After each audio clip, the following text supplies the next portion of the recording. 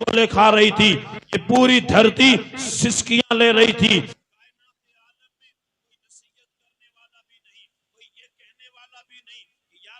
कर रहे हो, ये तुम रेप कर रहे हो, ये तुम शराब पी रहे हो, ये तुम जुआबाजी कर रहे हो, ये तरह तरह के गुनाह कर रहे हो, अल्लाह की नाफरमानी कर रहे हो, खुदा की जमीन पे तुम गुनाह कर रहे हो। हर चीज के लिए उन्होंने कानून भी अपना बना लिया था। उस वक्त कोई कहने वाला नहीं था, जमाना बदलता रहा, हाल यहाँ तक पहुंचा, एक बाप उठा अपनी बेटी को जमीन के अंदर जिंदा दफन कर दिया, बेटा उठा अपनी सौतेली माँ को बाजार में जाके बेच दिया, माँ बेची जा रही है, बेटी दफन की जा रही है, शराब पिया जा रहा है, जिना किया जा रहा है, बदनजरी और शराब नोशी आम से आम तर होती जा रही है। तसव्वुर कीजिए, ये खाका, ये जमाना, ये वो था कि मेरे मुस्तफा अभी इस दुनिया में लिबास बशरियत पहन के तशरीफ नहीं लाए थे, उससे पहले का जमाना है। बच्चियां दफन की जा रही हैं, हर तरीके का गुनाह किया जा रहा है। जब इतनी बड़ी जमीन पे खताएं, पाप और इस कदर जब गुनाह पड़ने लगे, जमीन गुनाह से हिचकोले खाने लगी, तो हालात क्या बने? हालात इस कदर यानी बेहाल हो गए थे कि कोई सहारा देने वाला नहीं। तो कोई कहीं था कि जिसने खुदा की बारगाह में दुआएं की, उन जिंदा दरगोर होने वाली बच्चियों ने भी खुदा की बारगाह में दुआ की, मौला इस जुल्म जबर और इस जबरो इस्तिबदाद के दौर से हमें बचाने के लिए, क्योंकि बाप से बढ़कर कोई करीबी सहारा नहीं, लेकिन बाप ही मार रहा है, तो फिर बाप से बढ़कर जो हमसे मोहब्बत करे, जो बाप से बढ़कर हमसे प्यार करे, ऐसी हस्ती को दुनिया में मबूस फरमा। ज़हन में बात रखिएगा, ये हकीकत ऐसी थी कि जब इस तरह से गिड़गिड़ा के बाप इजाबत को टकराया गया, तो रब की रहमत ने ऐलान किया, ऐ मेरे बंदो, अब घबराने की जरूरत नहीं है, बल्कि इन तमाम गुनाहों से जमीन को पाक करने के लिए और बाप के चंगुल से तुम्हें नजात देने के लिए मैं मोहम्मद अरबी सल्लल्लाहु अलैहि वसल्लम को मक्के की जमीन पे पैदा कर रहा हूँ। अल्लाह ताला ने अपने हबीब को इस दुनिया में मबूस फरमाया। दुनिया जानती है कि मेरे नबी दुनिया में आ रहे हैं, सुबह सादिक का वक्त है, मक्के का शहर है, हजरत अब्दुल्ला का घर है, आमीना की गोद है, शहर के वक्त सुबह सादिक के टाइम में मेरे मुस्तफा दुनिया में तशरीफ लाए। कहना ये है कि आए थे तो कह सकते हैं कि बचपना था, अभी पैदा हुए हैं तो हालात क्या होंगे, लेकिन लिबास बशरियत पहन के जब मेरे मुस्तफा इस दुनिया में तशरीफ लाए, तो कहने वाले ने कहा, जहाँ तारीख था, जुल्मत कदा था, सख्त काला था, कोई पर्दे से क्या निकला कि घर घर में उजाला था। मानना पड़ेगा, दुनिया में अंधेरा था, सिर्फ अंधेरा नहीं बल्कि अंधेरे पर अंधेरा था, जुल्मत पर जुल्मत, ना इंसाफी पर ना इंसाफी, गुनाह पर गुनाह, यानी इतने गुनाह थे कि गुनाहों की भी कोई हदबंदी नहीं कर सकता, हर तरीके का गुनाह किया जाता था। दुनिया अंधेरे के घटाटों, तारीकियों के दलदल में फंसती जा रही थी, जमीन हिचकोले खा रही थी। कोई पर्दे से क्या निकला कि घर घर में उजाला था। ये उजाला किसी दुनियादार ने नहीं किया था, ये उजाला मेरे मुस्तफा के नालैन से हुआ था। और मेरा अकीदा ये है कि कल भी उजाला नबी के आने का था, आज भी उजाला मुस्तफा के आने का है, कब्र में भी उजाला मुस्तफा के आने से होगा। और मैदान महशर में जब मुस्तफा आएंगे तो मेरे इमाम कहते हैं, पुल से उतारो रह गुजर को खबर न हो, जिब्रील पर बिछाएं तो पर को खबर न हो, कांटा मेरे जिगर से कि मैं रोजगार का यूं खींच लीजिए कि जिगर को खबर न हो। कहना ये चाहता हूँ कि यहाँ भी उजाला मुस्तफा से हुआ था, कयामत में भी उजाला मेरे नबी से।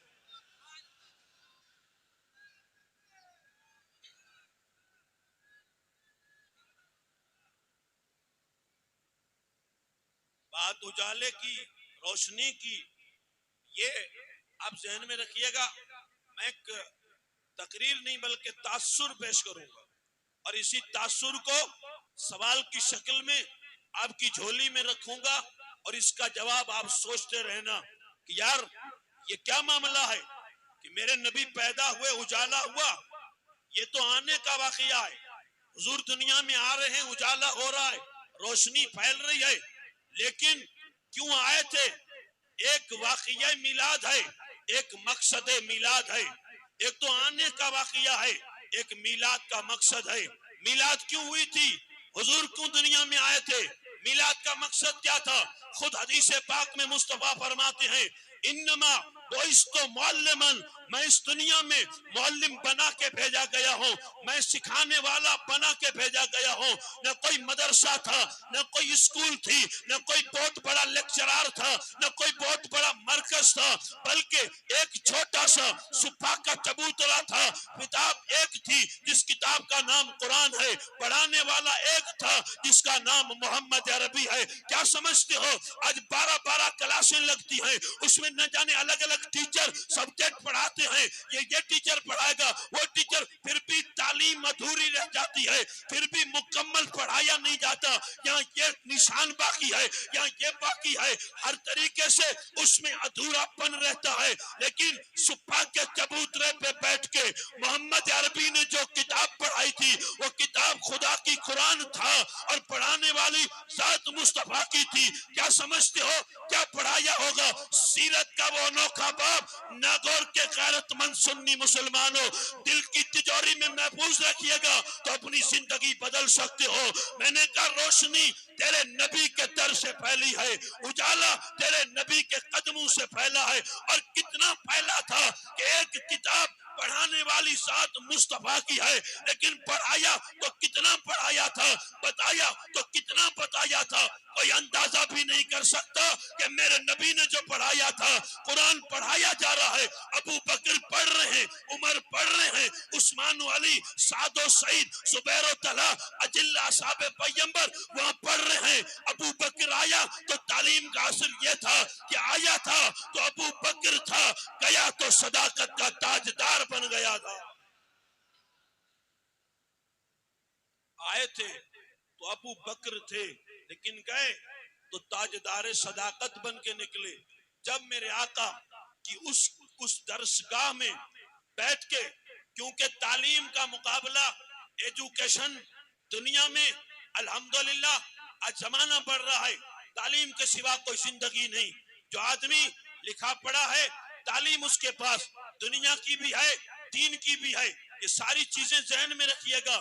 لیکن زمانہ ایک تو وہ تھا کہ میرے نبی دنیا میں نہیں آئے تھے، وہ زمانہ بھی یاد رکھیے گا۔ اب جب آئے ہیں 40 سال خاموشی کے ساتھ مکے کی زمین پہ گزارتے ہیں، علماء سے آپ نے سنا، اور اتنا تاثر میرے آقا کی 40 سالہ زندگی نے پیش کیا تھا کہ ہر کہنے والا کہتا تھا یہ امین بھی ہے، یہ صادق بھی ہے، یعنی سچے بھی ہیں، امانت دار بھی ہیں۔ جو بھی دیکھتا تھا میرے نبی کو امین بھی کہتا تھا اور صادق بھی کہتا تھا۔ 40 سال مکمل آپ نے ان کے بیچ میں گزارے، اور یہ ذہن میں رکھیں کہ میرے آقا کی زندگی کے 40 سال مکمل ہوئے تو قرآن کا اترنا شروع ہوا۔ پہلی وحی جو نازل ہوئی ہے، 40 سال کا مکمل عرصہ بیت گیا تو قرآن کی پہلی وحی نازل ہوتی ہے وہیں سے۔ لیکن قرآن تو 40 سال کے بعد نازل ہوا ہے، اور پہلی 40 سال کی زندگی اگر مطالعہ کریں تو پہلی 40 سال کی زندگی بھی پوری قرآن کے مطابق تھی۔ قرآن اتر رہا ہے 40 سال کے بعد، اور 40 سال پہلے کی جو زندگی ہے وہ میرے مصطفیٰ کی قرآن کے مطابق ہے۔ حضرت اماں عائشہ صدیقہ رضی اللہ تعالی عنہا سے پوچھا کہ اخلاق مصطفیٰ کیا تھے، تو کہتی کان خلقہ القرآن، کہ میرے آقا کے اخلاق کیا پوچھتے ہو، بس قرآن دیکھتے جاؤ، یہی مصطفیٰ کے اخلاق تھے، قرآن نبی کے اخلاق تھے، قرآن ہی نبی کے اخلاق تھے۔ پتہ کیا چلا؟ پتہ یہ چلا، خود صحابہ بیان کرتے ہیں کہ جب پردہ اور چلمن سرکا کے آقا مسجد میں آتے تھے اور صحابہ زیارت کرتے تھے تو کہتے تھے جیسے قرآن کا ورق کھلا ہو۔ چہرہ میرے آقا کا دیکھ کے صحابہ کہتے تھے جیسے قرآن کا ورق کھلا ہے۔ حالت یہ تھی اگر معجزہ نہ بھی دکھاتے تو خدا نے چہرے میں حسن وہ رکھا تھا کہ دشمن بھی دیکھتا تھا تو کلمہ پڑھنے پہ مجبور ہو جاتا تھا۔ سبحان اللہ، سبحان اللہ، بہت خوب، سبحان اللہ۔ اور اسی آقا تو جہاں صلی اللہ علیہ وسلم کے آنے سے جب تشریف لائے، میرے آقا 40 سال کے بعد اعلان نبوت ہوا۔ اب اسلام پھیل رہا ہے، لوگ کلمہ پڑھ کے مسلمان ہو رہے ہیں۔ میرے آقا کی دربار میں ایک صحابی بیٹھے، اور اس صحابی اپنی آپ بیتی میرے نبی سے سنا رہے، اور کیا کہہ رہے ہیں کہ یا رسول اللہ، آپ آئے ہیں تو جینے کا سلیقہ ملا، آپ آئے ہیں تو زندگی کا ہنر ملا ہے، آپ آئے ہیں تو خدا کی معرفت ملی ہے۔ یا رسول اللہ میں کچھ کہنا چاہتا ہوں۔ میرے غلام فرمائیے، بتائیے کیا کہنا چاہتے ہو؟ وہ غلام میرے آقا کی بارگاہ میں بیٹھا ہے، میرے مصطفیٰ اب اس کی باتیں سن رہے ہیں۔ وہ کیا کہہ رہا ہے؟ وہ کہہ رہا ہے یا رسول اللہ آپ آئے ہیں تو زندگی ملی ہے۔ من لم یرحم صغیرنا ولم یوقر کبیرنا فلیس منا، جو چھوٹے سے پیار نہ کرے، جو بڑے کی عزت نہ کرے، میرے نبی فرماتے ہیں وہ ہم میں سے نہیں ہو سکتا۔ چھوٹے سے پیار نہیں کرتا، بڑے کی تعظیم نہیں کرتا، سب کچھ ہو سکتا ہے، مصطفیٰ فرماتے ہیں فلیس منا، وہ ہم میں سے نہیں ہو سکتا۔ یا رسول اللہ آپ آئے ہیں تو زندگی ملی ہے۔ ہوا کیا؟ ہوا یہ یا رسول اللہ میں زمانے جاہلیت میں آپ کے آنے سے پہلے میرے گھر میں 6 بیٹیاں پیدا ہوئی تھی، میں نے 5 بیٹیاں اپنے ہاتھوں سے زندہ زمین میں دفن کی ہیں۔ اے باپ 5 بیٹیاں دفن کری، اور کرنے کے بعد جب 6ٹھی بیٹی میں نے اسے دفن کرنا چاہا، جب میں بیٹی کو رات کی تنہائی میں اپنی ماں کی گود سے اٹھا کے وہاں لے کے گیا، جب کئی قوم کی ہزاروں بچیوں کو زندہ دفن کیا جا چکا تھا، وہاں لے گیا، اپنے ہاتھوں سے میں گڑھا کھود رہا ہوں، اپنے ہاتھوں سے میں قبر کھود رہا ہوں۔ قبر کھودنے کے بعد جو مٹی اڑتی ہے میرے کو لگتی ہے، تو بیٹی اپنے ہاتھ سے وہ مٹی بھی مجھے میری صاف کرتی ہے، اور پھر میں نے بیٹی کو اٹھا کے اسی قبر میں ڈالا، اور پھر اوپر مٹی ڈالنا شروع کی۔ جیسے جیسے میں مٹی ڈالتا رہا، بیٹی مجھے کہہ رہی تھی بابا یہ کیا کر رہے ہو تم، یہ مجھے کیا کر رہے ہو؟ میں نے کوئی جواب نہیں دیا، وہ بولتی رہی، آخر یہاں تک بات پہنچی، وہ ابا ابا کہتی رہی، میں مٹی ڈالتا رہا، یہاں تک کہ بیٹی کی آواز ہمیشہ کے لیے خاموش ہو گئی۔ قبر بن گئی، قبر بن کے تیار ہوئی، اور جب بن کے تیار ہوئی میں وہاں سے روانہ ہوا۔ جیسے روانہ ہوا تو مجھے ایسا لگا کہ کوئی مجھے پیچھے آواز دے رہا ہے، ابا ابا، اس طرح سے کوئی آواز دے رہا ہے۔ کیا مطلب؟ مطلب یہ تھا کہ پہلے 5 بیٹیاں جب دفن کی تھی تب تو ایسی آواز نہیں آئی، آج کیوں آ رہی تھی؟ اس کا مطلب یہ تھا کہ جب سورج نکلتا ہے تو نکلنے سے پہلے ہی روشنی پھیل جاتی ہے، سورج ابھی نکلا نہیں ہے اس سے پہلے اجالا ہو جاتا ہے۔ کہ یہ تیرا ضمیر تجھے آواز دے رہا تھا، اس لیے کہ انسان بدلا لے تو ایک بار لیتا ہے، اور ضمیر زندہ ہو جائے تو کئی بار بدلا لیتا ہے۔ اس لیے ضمیر کی دنیا کو میرے دوست زندہ کر، اور زندہ بھی وہی ہوتے ہیں کہ جن کے اندر اور ضمیر زندہ ہوا کرتے ہیں۔ باقی زندگی کیا ہے؟ کہ زندگی زندہ دلی کا نام ہے، یہ مردہ دل خاک جیا کرتے ہیں۔ کہ زندگی دل سے ہوتی ہے، کہ یہ میرا ضمیر زندہ ہو رہا تھا کیونکہ آفتاب نبوت اور رسالت اب طلوع ہونے والا تھا۔ یا رسول اللہ آپ دنیا میں آئے ہیں تو جینے کا طریقہ ملا ہے۔ کل میں بیٹی کو زندہ زمین میں دفن کر رہا تھا، آج آپ نے جب یہ نقطہ پیش کیا کہ جو چھوٹے سے پیار نہیں کرتا، بڑے کی عزت نہیں کرتا، وہ ہمارے معاشرے یا ہماری سوسائٹی میں ہو نہیں سکتا۔ یہ قانون کس نے دیا تھا؟ یہ ضابطہ کس نے پڑھایا تھا؟ اخلاقیات، معاملات، عقائد، عبادات، پوری تاریخ اسلام پڑھو تو سمجھ میں آ جائے گا۔ محمد عربی کا کریکٹر، اخلاق، سیرت طیبہ کا وہ عظیم باب جسے دنیا کبھی فراموش نہیں کر سکتی۔ دوستو دشمن بھی پڑھتا ہے تو کہنے پہ مجبور ہو جاتا ہے کہ دنیا میں آئے تو بہت ہیں، لیکن جو 12 ربیع الاول کو آمینہ کی گود میں پیدا ہوا ہے ایسا نہ پہلے آیا تھا اور نہ قیامت کی صبح تک آئے گا۔ ہم کہتے ہیں آئے گا بھی کیسے؟ اس کی تو دنیا میں کوئی مثال ہی نہیں ہے۔ وَأَحْسَنُ مِنْكَ لَمْ تَرَ قَطُّ عَيْنِي، یہ اعلان آج کے مولوی کا نہیں ہے، یہ اعلان مدینے کے حسان کا ہے۔ کہا یا رسول اللہ آپ جیسا خوبصورت میری آنکھوں نے دیکھا ہی نہیں ہے۔ کیا پتا چلا؟ پتا یہ چلا مثال مت جھوٹا کرو، ان کے پاؤں سے لگی ہوئی مٹی کا بھی کوئی مقابلہ نہیں کر سکتا۔ اخلاقیات کا درس دینے والے، میٹھی باتیں کرنے والے، اپنے کو قریب کرنے والے نہ میرے مصطفیٰ کی مثال نہیں لا سکتے، نہ میرے نبی کی عبادت کا جواب ہے، نہ میرے نبی کے اخلاق کا جواب ہے، اور نہ میرے نبی کی سیرت کا جواب ہے، نہ صورت کا جواب۔ نعرہ تکبیر، نعرہ رسالت، دیکھو ہمارے نبی کی شان، دیکھو ہمارے نبی کی شان۔ میرے آقا ہم کہتے ہیں کہ آپ کی صورت بے مثال تھی، صرف صورت نہیں سیرت بھی بے مثال تھی۔ صورت یہ باہر کا حصہ ہے، سیرت یہ اندر کی بات ہے۔ سیرت و صورت ان دونوں چیزوں کو ذہن میں رکھیں گے تو سمجھ میں آئے گا. یاد رکھیے گا صورت کی بھی کوئی مثال نہیں ہے, میرے مصطفیٰ کی سیرت کی بھی کوئی مثال نہیں ہے. صورت بھی بے مثال ہے اور سیرت بھی بے مثال ہے. آقا دو جہاں صلی اللہ تعالیٰ علیہ وسلم کی تشریف آوری ہوئی.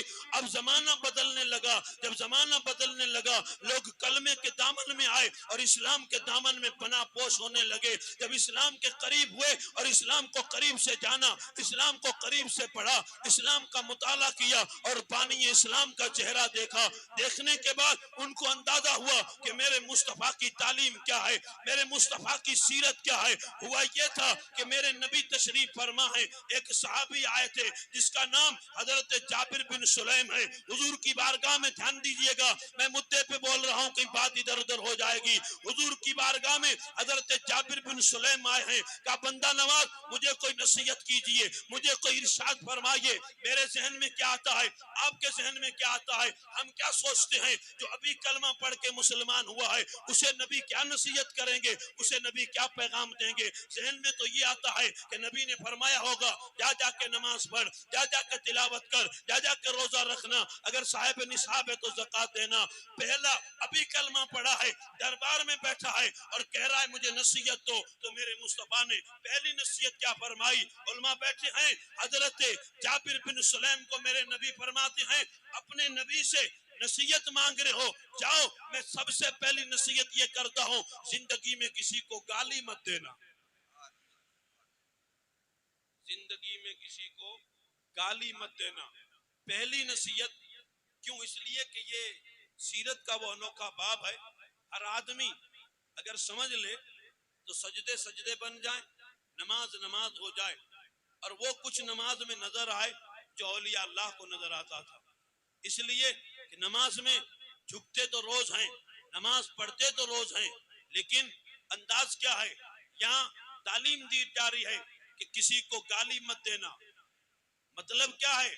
نماز تو میں پانچوں ٹائم اگر جماعت کے ساتھ پڑھ رہا ہوں, لیکن مسجد کے گیٹ پہ ہی میں غیبت کر رہا ہوں, مسجد کے گیٹ پہ ہی جھوٹ بول رہا ہوں, مسجد کے گیٹ ہی پہ میں کسی کے لیے برا سوچ رہا ہوں. بتائیے, ذمہ داری سے عرض کروں, یہ تیرے سجدے, یہ تیری لمبی داڑھی, یہ تیرا قد کاٹ, یہ تیرا یعنی دھونس جمانا, یہ اپنی پرہیزگاری کا ڈنڈورا پیٹنا کیا بتاتا ہے؟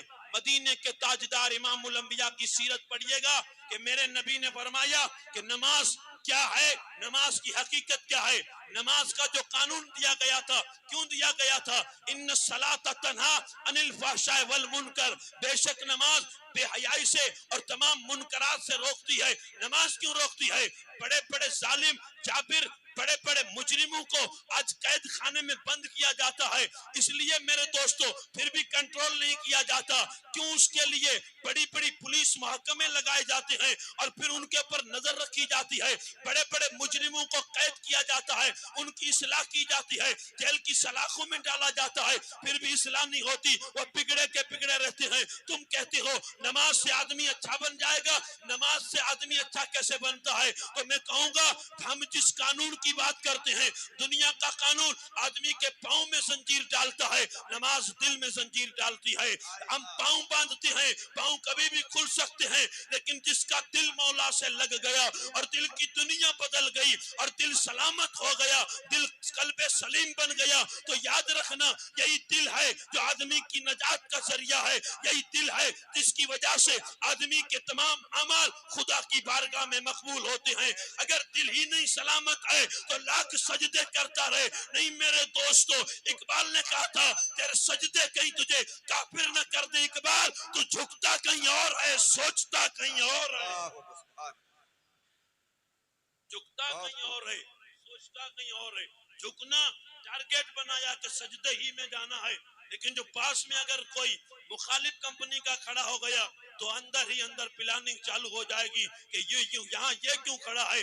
اسلام اونچ نیچ کو مٹاتا ہے, اسلام رنگ و نسل کے فرق کو مٹاتا ہے، اسلام کالے گورے کو مٹاتا ہے، اسلام محبت کا دین ہے، اسلام انسانیت کا مذہب ہے، اسلام پریم کا مذہب ہے، اسلام دیا کا مذہب ہے۔ اسلام کو آؤ پڑھو، اسلام تم نے سیکھا اس پھٹی پینٹ والے انسان سے جس کے گلے میں اتنا لوکیٹ ہے، ہاتھ کی انگلیوں میں انگوٹھیاں پہنی ہوئی ہے، لمبے بال ہیں، اس کو دیکھ کے کہا اسلام تو یہ کرتا ہے، یہ اسلام ہے۔ اسلام یہ نہیں بتائے گا، اسلام وہ بتائے گا جو مدرسے کی ٹوٹی چٹائی پہ بیٹھ کے مصطفیٰ کا قرآن بھی پڑھا ہے اور پیغمبر کی حدیث بھی پڑھا ہے۔ سبحان اللہ، سبحان اللہ، بہت خوب، بہت عمدہ پیغام، سبحان اللہ۔ کون بتائے گا؟ سیرت کون بتائے گا؟ آقا دو جہاں صلی اللہ تعالی وسلم فرماتے ہیں جا جابر، زندگی میں کسی کو گالی مت دینا، یہ ایک نصیحت ہے۔ میرے آقا فرماتے ہیں جابر جا، زندگی میں نیکی کو کبھی چھوٹا مت سمجھنا، نیکی کو کبھی چھوٹا مت سمجھنا۔ جابر جا، زندگی میں کسی کو شرمندہ مت کرنا، کسی کا عیب مت کھولنا، کسی کی عیب جوئی مت کرنا۔ اپنے عیب کتنے ہیں، اگر وہ فرصت مل جائے تو آدمی دوسرے کو دیکھے، یہ میرا لمبا جبہ، اونچی ٹوپی، میں کس کو متاثر کرتا ہوں؟